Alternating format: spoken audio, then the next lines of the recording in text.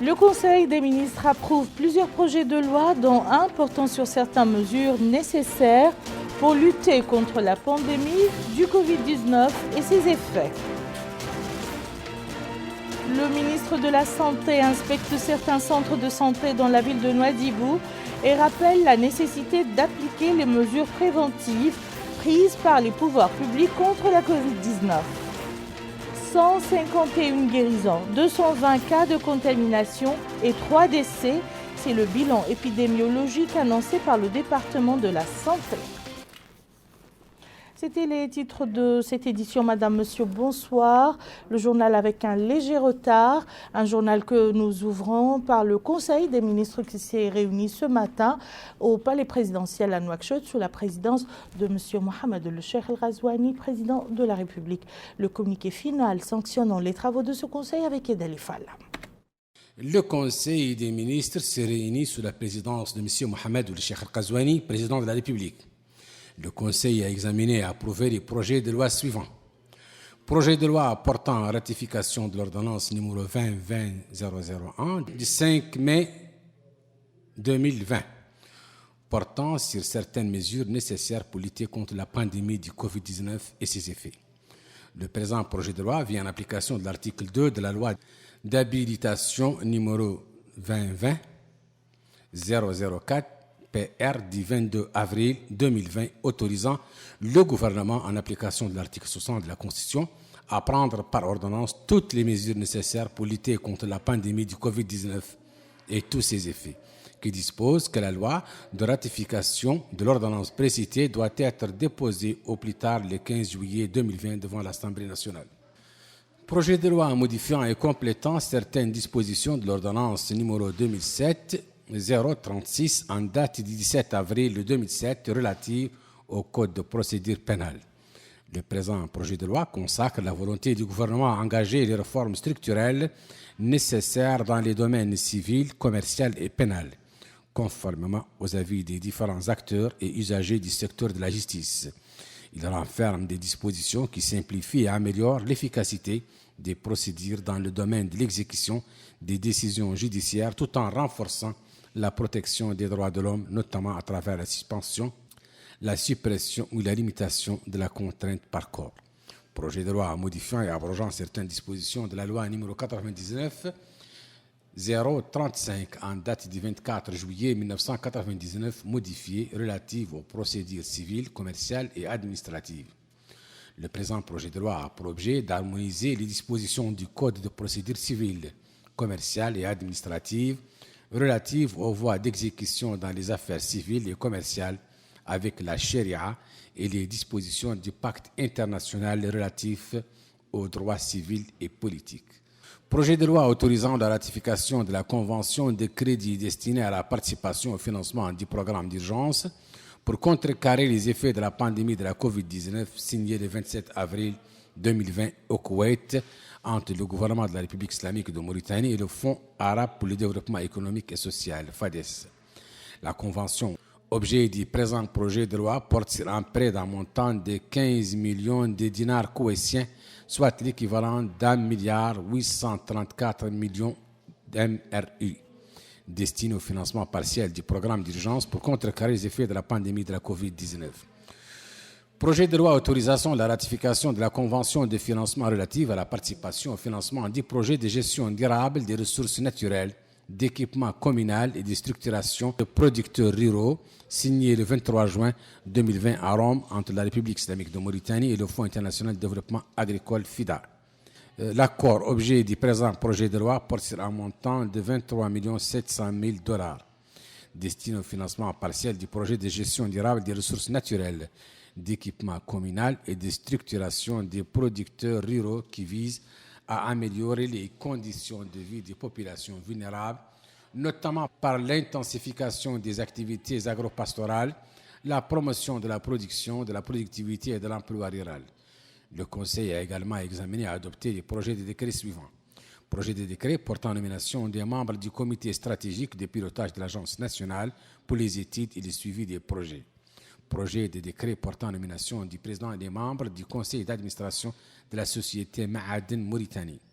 Projet de décret modifiant et complétant certaines dispositions du décret numéro 98-022 en date du 19 avril 1998 relatif au régime commun des concours administratifs et examens professionnels modifié par le décret numéro 2011-316 du 7 décembre 2011. Le présent projet de décret a pour objet d'introduire les réformes au dispositif d'organisation des concours à même de leur garantir davantage de transparence et de crédibilité, notamment à travers l'amélioration de la coordination et de la répartition des tâches et des responsabilités entre les différents intervenants, ainsi que par l'harmonisation des dispositions réglementaires et afférentes. Projet de décret modifiant certaines dispositions du décret numéro 2002-036 du 7 mai 2002 fixant les règles de fonctionnement de l'Institut mauritanien de recherche océanographique et de pêche. Le présent projet de décret vise à donner à l'Institut mauritanien de recherche océanographique et de pêche les moyens juridiques et institutionnels lui permettant de jouer le rôle que le gouvernement entend lui assigner en tant qu'outil majeur de mise en œuvre de sa vision pour le développement durable du secteur de l'économie maritime dans un contexte marqué par l'émergence de nouveaux risques et enjeux liés à l'évolution récente et future des usagers de la mer. Projet de décret portant nomination du président du conseil d'administration de la Société mauritanienne de commercialisation du poisson, SMCP à Nouadhibou. Projet de décret portant nomination du président du conseil d'administration de l'Agence nationale de la recherche scientifique et de l'innovation. Le ministre des Affaires étrangères, de la coopération et des Mauritaniens de l'extérieur a présenté une communication relative à la situation internationale. Le ministre de l'Intérieur et de la décentralisation a présenté une communication relative à la situation intérieure. La ministre des Affaires sociales, de l'enfance et de la famille, le ministre de la fonction publique, du travail et de la modernisation de l'administration et le ministre de l'emploi, de la jeunesse et des sports ont présenté une communication conjointe relative à l'accès à l'emploi des personnes handicapées. Cette communication présente le bilan des efforts des départements techniques en matière d'amélioration de l'accès à l'emploi des personnes handicapées et propose un train de mesures tendant à aplanir les contraintes constatées à ce niveau, notamment à travers la promotion de l'auto-emploi et la mise en place d'un système plus incitatif pour les entreprises qui emploient des personnes handicapées. La ministre des Affaires sociales, de l'enfance et de la famille a présenté une communication sur le compendium des compétences féminines en Mauritanie. Cette communication propose la mise en place d'une plateforme ayant pour vocation d'assurer la visibilité des compétences féminines mauritaniennes en vue d'une meilleure représentativité des femmes dans les instances de prise de décision, gage d'un développement équitable et durable. Enfin, le Conseil a pris les mesures individuelles suivantes. Ministère du pétrole, de l'énergie et des mines, établissement public Société mauritanienne de gaz, Somagaz, la directrice générale Fatmetou Mindehi est relevée de ses fonctions. Ministère de l'équipement et des transports, cabinet des ministres, chargé des missions, Malik Fall, précédemment chargé des missions, conseiller technique chargé des infrastructures de transport, Hamoudi ou Mohamed Sidi, précédemment directeur général des infrastructures de transport. Administration centrale, direction générale des infrastructures de transport routier, directeur Ebaye Oudmaïv, précédemment directeur des travaux de la Société d'assainissement, travaux, transport et de maintenance, ATTM. Directeur général adjoint Mohamed Emin Oud-Aïd, précédemment conseiller chargé des infrastructures. Direction de l'entretien routier, directeur Salim Abdallahi Mbérik, précédemment chef des services de l'entretien routier et voirie. Direction des infrastructures de transport aérien, portière, fluviale et ferroviaire. Directeur Lhadi Oudissenhouri, précédemment directeur de l'entretien routier. Administration régionale, délégation régionale, équipement et transport. Hod Sharqi, Hod El-Qarbi et Assaba. Délégué Mohamed Al-Abd, précédemment chef division suivi, évaluation à la Société d'assainissement, travaux, transport, de maintenance ATTM. Délégation régionale, équipement et transport, Adrar Ishili et Retir Zemour. Délégué Amadou Oumarja, précédemment chef des services des infrastructures maritimes et fluviales. Ministère de l'hydraulique et de l'assainissement, cabinet des ministres, chargé des missions, Mohamed El-Mokhtar Ould Tarib, précédemment conseiller technique chargé de l'hydraulique, chargé des missions, Mohamed Ould Lemet, conseiller technique chargé de l'hydraulique urbaine, Moulay El-Hassan Ould Ahmed, précédemment directeur de la planification, de la coopération et des statistiques, conseiller technique chargé de l'hydraulique rurale, Saad Bi Mounane, précédemment chargé des missions. Conseiller technique chargé de l'assainissement, Mohamed Nyang, précédemment directeur adjoint de l'hydrologie et des barrages. Inspection interne, inspecteur Omar Mohamed Obek, précédemment cadre au même ministère. Administration centrale et direction de l'hydraulique. Directeur de l'Afdal Ouledad, précédemment conseiller technique chargé de l'assainissement. Direction de la planification de la coopération et des statistiques. Directeur Ouedadi Oudeboili, précédemment directeur adjoint de l'assainissement. Directrice adjointe Khadim Mohamed Mahmoud, précédemment chef des services suivi et évaluation à la direction du contrôle et du suivi des projets. Direction du contrôle et du suivi des projets. Directeur Mohamed Ouljoudou, précédemment directeur de l'hydraulique. Directeur adjoint Elmami Iloba, géophysicien. Direction du contrôle de la qualité de l'eau. Directrice Dr Zinabou Mthaïdi, précédemment au ministère de la Santé. Directeur adjoint Samba Malik Tchei, ingénieur. Ministère de l'Enseignement supérieur, de la Recherche scientifique et des technologies de l'information et de la communication. Cabinet des ministres, inspection interne, inspectrice générale, Dr Aïssata Daoud Diallo.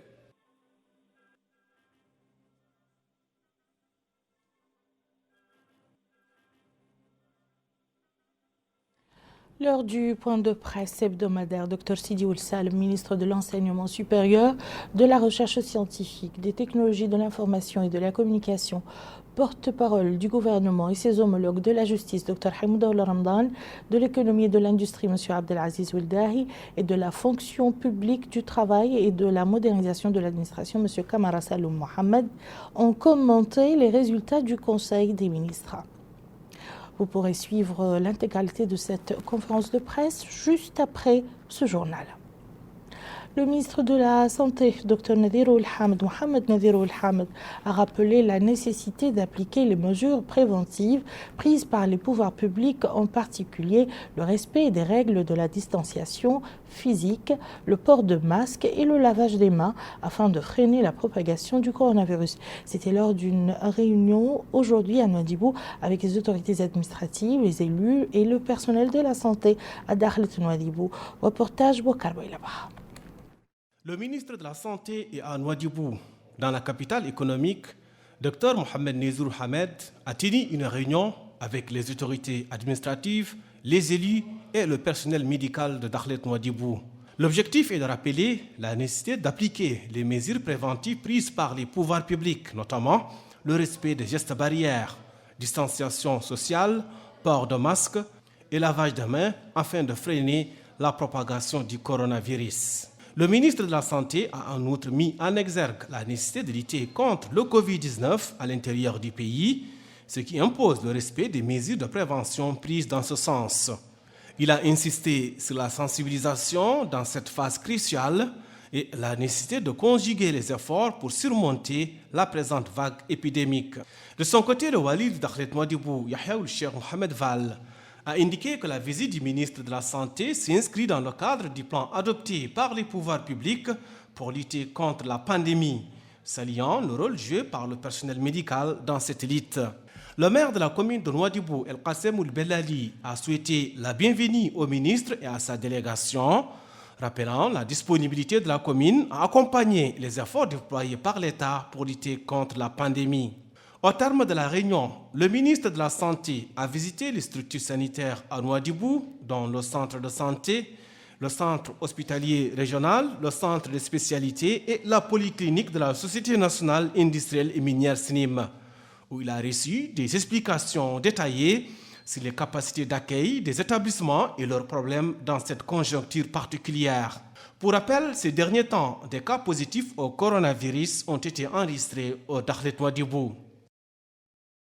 À Kifa, le ministre de la Santé a visité hier certains établissements relevant de son département. Il s'est rendu au centre de santé et dans l'ancien hôpital de la ville où il s'est enquis de l'état de ces établissements de santé et de leur capacité à assumer les missions qui leur sont assignées. Aminata Khan. La dernière étape de la visite du ministre de la Santé, Dr Mohamed Nadirou El-Hamed, dans la wilaya du Houd El-Gharbi, s'est déroulée au centre de santé de Tintin. Sur place, le patron de la santé a fait le tour des différents pavillons que comprend ce centre et a été édifié sur la nature des prestations fournies. À Kifa, capitale de la wilaya de l'Assaba, le ministre de la Santé et son homologue de l'Emploi, de la Jeunesse et des Sports ont supervisé des activités de sensibilisation contre la pandémie du Covid-19 dans cette wilaya. Puis, le ministre s'est rendu au centre de santé de Kifa où il s'est enquis des prestations et a visité les différents pavillons que comprend le centre. L'ultime étape de cette visite a eu lieu au centre hospitalier de Kifa. Là également, le ministre a reçu d'amples explications sur la nature des services.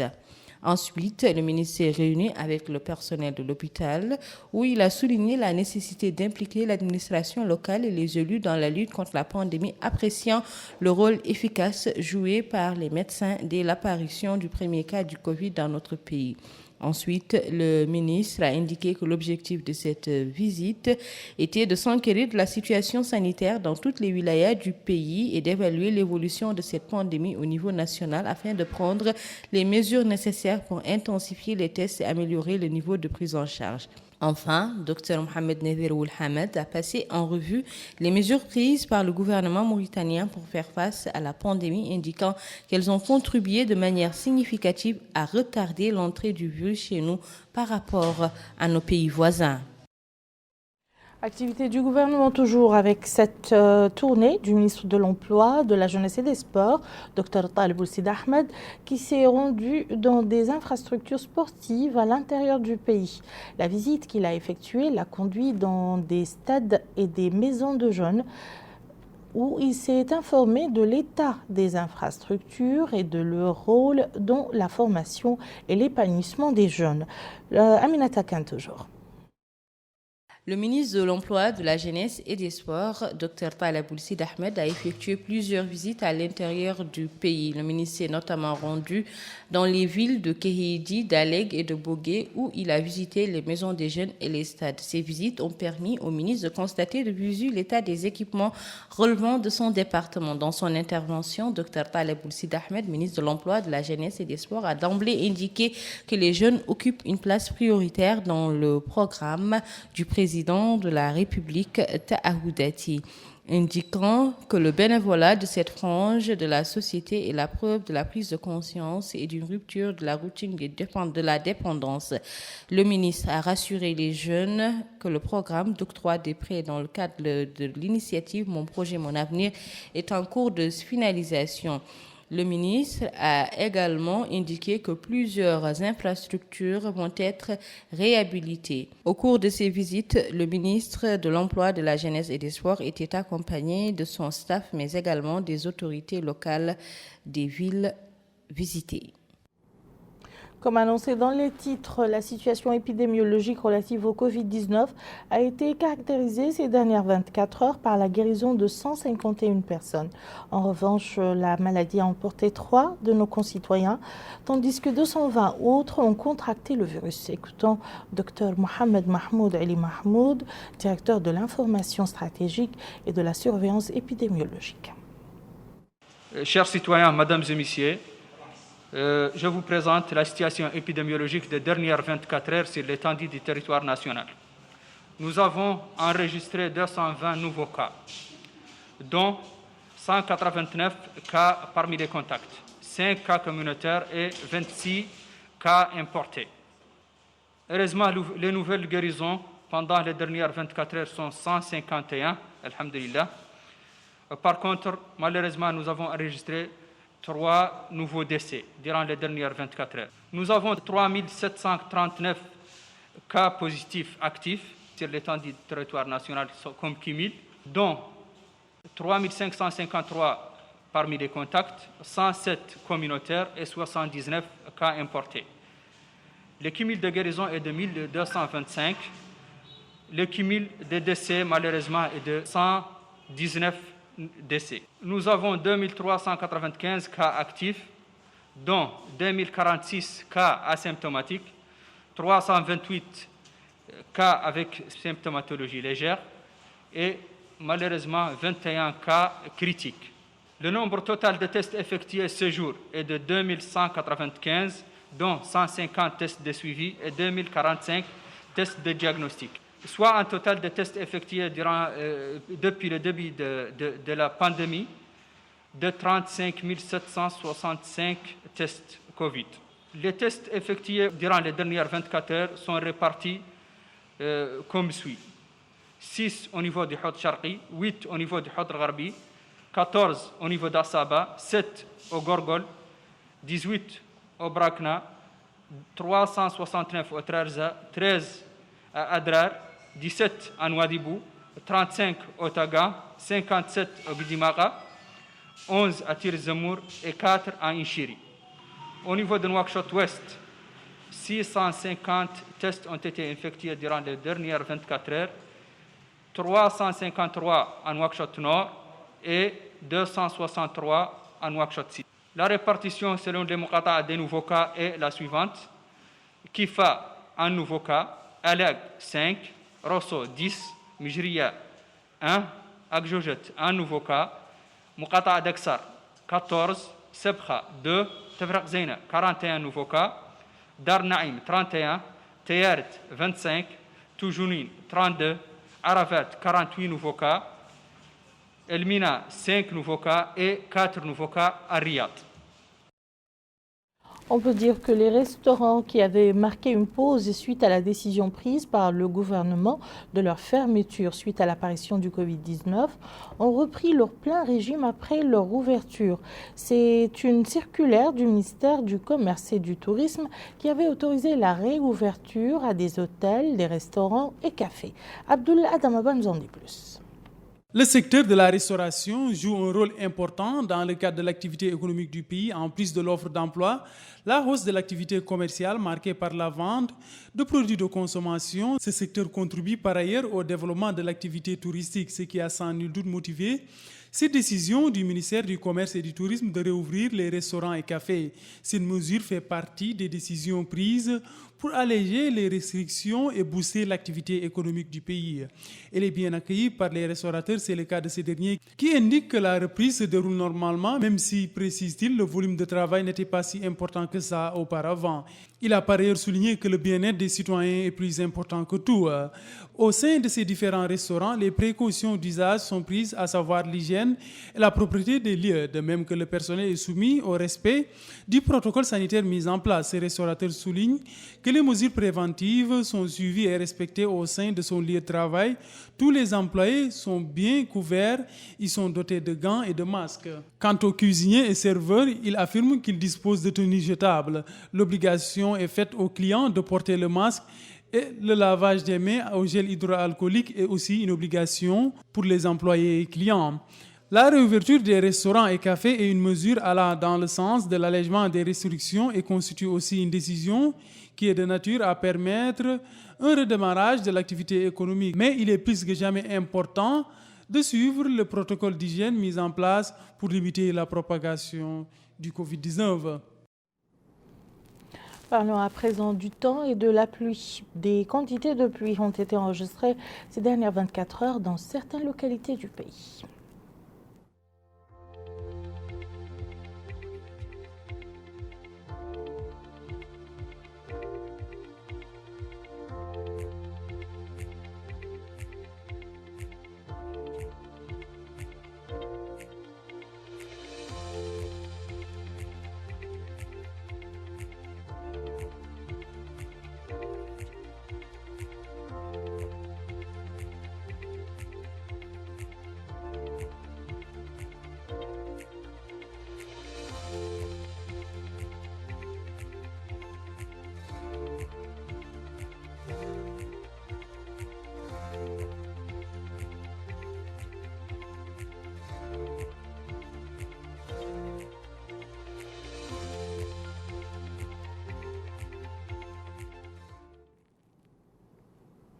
Dans le cadre des efforts pour lutter contre la propagation du Covid-19, les autorités locales de Ben Chab ont mis en œuvre un plan d'assainissement de la ville. Le point avec Abdullah Damaba. La ville de Ben Chab s'inscrit dans le cadre de la lutte contre la Covid-19. Dans cette optique, la propreté des différents quartiers de cette ville à fort potentiel économique est un aspect très important pour les autorités locales, particulièrement en pareille période marquée Par l'apparition du coronavirus, Ahmed Ould Cheikh Ould Eli, secrétaire général de la municipalité de Benichap, a précisé que chaque maison dispose d'une poubelle qui se situe à l'entrée de la maison. La ville, souligne-t-il, est scindée en plusieurs quartiers. Chaque zone dispose de personnes chargées de la collecte des déchets au jour le jour. Ensuite, précise-t-il, les ordures sont acheminées au dépotoir. Cet endroit est aménagé et strictement dédié au déchargement des déchets. À l'image des écoliers du pays, ceux de Benichap sont en mesure de suivre leur enseignement à distance, les salles de classe étant fermées. Ces derniers se sont rebattus sur les réseaux sociaux et les médias pour les enseignements. Abdelkader Ould Mohamed, inspecteur général de l'enseignement secondaire à Benichap, a souligné que les cours sont disponibles dans les groupes WhatsApp qui ont été conçus permettant aux apprenants de continuer leurs études malgré la COVID-19. Les professeurs prodiguent, dit-il, leurs cours via ces groupes sur les réseaux sociaux. Il a enfin remercié les organisations des parents d'élèves qui ont facilité cet enseignement à distance. À Kermestein, les habitants de la Muqatta'a redoublent d'efforts pour empêcher la propagation du coronavirus. Ils sont conscients que seul le respect des gestes barrières constitue le rempart face à la pandémie. La lutte contre la pandémie du Covid-19 est sans répit dans la Muqatta'a de Kermestein au Trarza. Les habitants de la ville sont conscients du danger que représente le coronavirus, d'autant plus que plusieurs cas positifs ont été enregistrés ces derniers temps dans la wilaya. Une telle situation incite davantage les habitants à redoubler d'efforts afin d'endiguer la propagation du Covid-19. Pour cet homme, la menace est réelle. Il affirme que le respect des gestes barrières est le seul rempart pour faire face à la maladie. Il rappelle les efforts déployés par les pouvoirs publics pour lutter contre la pandémie. Cet homme affirme lui aussi que la sensibilisation doit être sans relâche et tous azimuts. Il ajoute en disant que le lavage de mains au savon, le port de masque et la distanciation sociale doivent être des réflexes. Cet autre habitant de Kermestein salue les mesures de prévention décidées par les pouvoirs publics. Doivent de manière scrupuleuse respecter les mesures sanitaires et sécuritaires prises par l'État afin d'endiguer la propagation du coronavirus. L'arrondissement de Ndiago dispose d'une clinique mobile qui vient en aide aux indigents de cette zone. En plus, elle s'active dans le cadre de la sensibilisation contre la propagation du Covid-19. Abdullah Damaba. Cette clinique mobile de mélanine vient en aide aux populations malades au sein des localités environnantes de l'arrondissement de Ndiago. Disposant de tous les outils nécessaires, ce véhicule fait office de clinique se déplaçant pour prodiguer des soins ou acheminer des malades au centre hospitalier. En plus, cette clinique livre aussi aux malades des médicaments à domicile. Cheikh Melainin Betta, coordinateur de ce projet, a souligné qu'il collabore avec les structures sanitaires s'ils sont informés ou sont au courant d'un résident qui ne se porte pas bien et est victime de n'importe quelle maladie. Ils prennent le patient et l'acheminent vers la structure sanitaire qui se trouve à Kermestein. Les responsables de cette clinique se déplacent aussi au sein des villages et localités reculées de la zone de Ndiago, ce pour remettre aux patients leurs médicaments. Ahmed est parmi les bénéficiaires de ce service. Il s'est fait livrer ses prescriptions. Il souligne les avoir contactés. Par la suite, ils se sont déplacés pour lui apporter ses médicaments. Il a enfin remercié les responsables de cette initiative. À Nouakchott, les branchements anarchiques des câbles de transport d'électricité sont nombreux dans certains quartiers de la capitale. Les habitants expliquent être dans l'obligation de faire recours à ces branchements malgré le danger qu'ils constituent. Quartier Tarhil à Nouakchott. Ici, les fils électriques traînent au sol et frappent de plein fouet les yeux.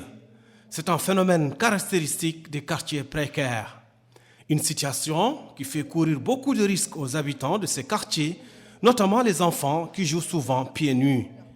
Pour cet habitant, cette situation est déplorable et dangereuse.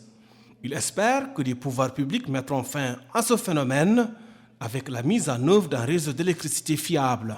Cette femme va elle aussi de son avis, affirmant que les habitants des quartiers Tarhil vivent avec ce phénomène de câbles électriques qui traînent au sol. Elle ajoute en disant que les pouvoirs publics doivent agir vite pour mettre en œuvre un réseau électrique afin de ne plus vivre avec la menace permanente d'électrocution. Face à la précarité, les habitants des quartiers Tarhil aspirent à un changement de leurs conditions de vie. Au niveau de la société mauritanienne d'électricité Somelec, Les habitants courent un risque quasi permanent avec les fils qui traînent au sol. Moulay Oulzaidan est le directeur du centre Somalek au niveau du Tarhil. Il affirme que l'entreprise est consciente de ce phénomène. Il précise que les efforts sont déployés afin de mettre fin à cette situation. Il rappelle que la société est toujours engagée dans la lutte contre des branchements frauduleux sur les poteaux et les lignes domestiques. En définitive, les habitants des quartiers Tarhil vivent avec la menace permanente d'électrocution à cause des fils électriques traînant au sol. Ainsi prend fin ce journal, le rappel des titres.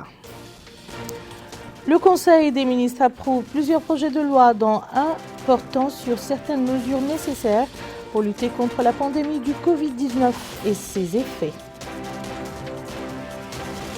Le ministre de la Santé inspecte certains centres de santé dans la ville de Nouadhibou et rappelle la nécessité d'appliquer les mesures préventives prises par les pouvoirs publics contre la Covid-19. 151 guérisons, 220 cas de contamination et 3 décès. C'est le bilan épidémiologique annoncé par le département de la Santé. Merci, madame, monsieur, de nous avoir suivis. À très bientôt, Inch'Allah.